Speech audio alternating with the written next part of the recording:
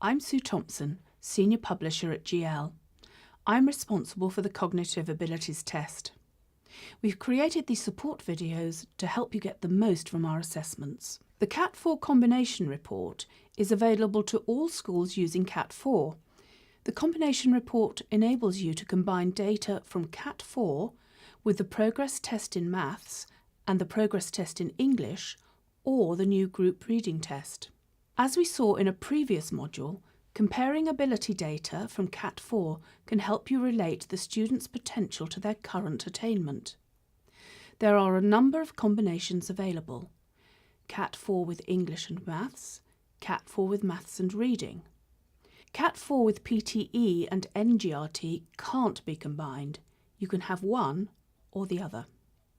If you're using both PTE and NGRT, you can run separate combination reports. The combination report is available for CAT levels A to G. The key advantage of the combination report, particularly for schools that use more than one attainment test, is that comparisons can be made between ability and attainment in Maths, English and Reading. As well as understanding current performance, teachers and students also need to understand the potential of the student.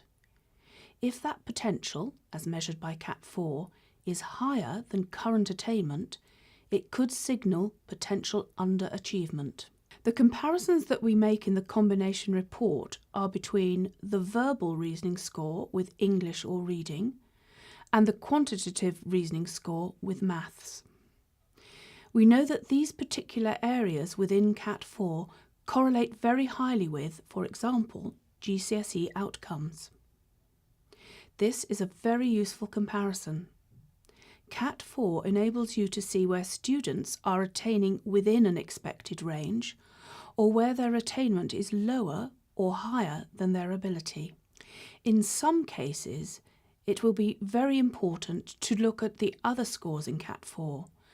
We include all the 4 CAT scores, so the report shows non-verbal reasoning and spatial ability. The CAT4 profile is part of the report and shows the children's learning preferences. All these measures can be really important for students who are performing below expectations. With Progress Test in Maths, as well as the quantitative score, it's important to look at their spatial score. You can then investigate further to see if there are issues around spatial ability that may be suppressing their maths score.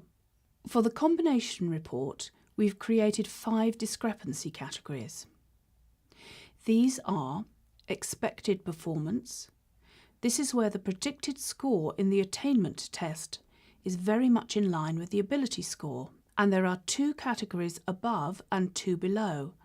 These are higher than and much higher than expected attainment, and lower than and much lower than expected attainment. Because the abilities that we're looking at correlate so strongly with attainment, we would expect to see about 50% of students within that expected band, 15% higher than and 10% much higher than the expected band. Conversely, we would expect to see 15% lower than and 10% much lower than. We have created a national distribution for these categories. To complete the combination report, we've created a short narrative which poses some questions around those students who fall into the different discrepancy categories. This narrative is presented in the form of questions for the teacher, designed to prompt further thinking around the students that fall into each of these different 5 categories. This test has 2 parts, and within each part another 2 sections. It looks at 4 different areas of skill within English and asks the question, is the student's profile in English uneven? The combination report can alert you to an issue with a particular student. You can then go back to their test scores to look at their profile in more detail.